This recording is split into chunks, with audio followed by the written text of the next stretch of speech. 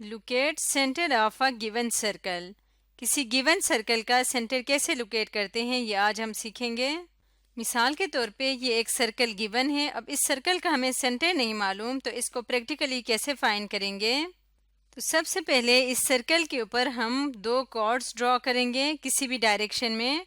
For example एक cord मैं यहाँ पे ड्रॉ कर देती हूँ और जो दूसरा कॉर्ड है वो मैं यहाँ ड्रॉ कर देती हूँ। इसको कॉर्ड कहते हैं। ये जो सर्कल के अंदर एक पॉइंट से दूसरे पॉइंट तक हम लाइन ड्रॉ करते हैं इसको कॉर्ड कहते हैं।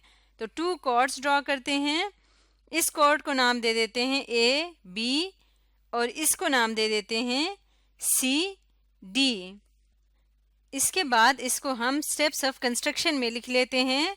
तो फर्स्ट स्टेप हमने क्या किया है, draw two chords A B and C D. Chords draw करने के बाद अब हमने कंपास की मदद से इन दोनों कॉर्ड्स का परपेंडिकुलर बाइसेक्टर ड्रॉ करना है। तो परपेंडिकुलर बाइसेक्टर कैसे ड्रॉ करते हैं, इसके लिए जो कंपास है इसको हम खोलते हैं। जो कॉर्ड है उसके हाफ से ज़्यादा, जितना कॉर्ड की या लाइन की लेंथ होगी उसके हाफ से थोड़ा सा ज़्यादा खोलेंगे। हाफ से ज़्यादा खोलना है लेकिन लाइन से ज़्यादा नहीं खोलना, जैसे कि इतना हमने नहीं खोलना, हमने हाफ से थोड़ा सा ज़्यादा खोलना है। और उसके बाद इस पॉइंट पे इसका नीडल नोक रखेंगे पॉइंट ए पे और उसके बाद यहाँ पे एक आर्क लगा देंगे। इसी तरह से इसको लाइन के नीचे भी इसी तरह का आर्क लगा देंगे। लाइन के ऊपर भी हम आर्क लगा देंगे इसी पॉइंट पे रखते हुए और लाइन के नीचे भी आर्क लगा देंगे। फिर सेम इसी डिस्टेंस को रखते हुए, इसको आपने चेंज नहीं करना, ये डिस्टेंस सेम रखना है, जितना पहले इसको कंपास को खोला था उतना ही रखना है। उसके बाद दूसरे पॉइंट पे रखेंगे, ए पॉइंट पे रख के टू आर्क्स ड्रॉ किए, फिर अब बी पॉइंट पे रख के सेम टू आर्क्स इसी तरह से हम ड्रॉ करेंगे। तो लाइन के ऊपर नीचे इस तरह से टू आर्क्स ड्रॉ कर देंगे। अब कंपास को यहाँ से हटाते हैं, इस स्टेप को लिख लेते हैं, draw E F G as perpendicular bisector of chords A B. इसके बाद पहले लाइन ड्रॉ करनी थी फिर स्टेप्स लिखना था। अब हम लाइन ड्रॉ कर लेंगे इन दोनों के दरमियान, जहाँ पे ये दोनों आर्क्स इंटरसेक्ट कर रहे हैं। इस पॉइंट को हम नाम दे देते हैं पॉइंट जी और इस पॉइंट को हम नाम दे देते हैं पॉइंट ई।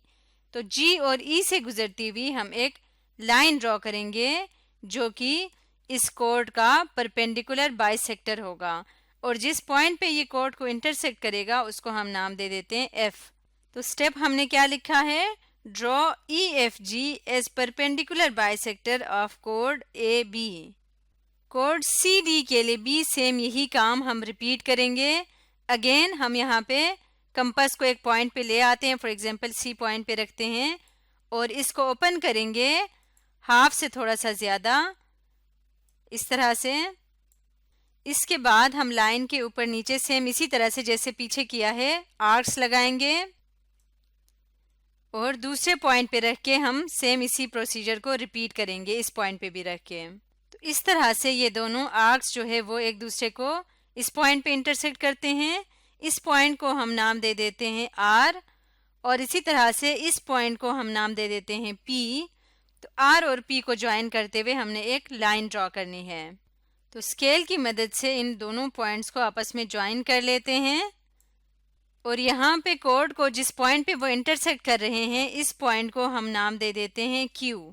अब यहाँ पे स्टेप लिख लेंगे। थर्ड स्टेप है, draw P Q R as perpendicular bisector of chord C D. C D chord का perpendicular bisector P Q R हमने ड्रॉ कर लिया।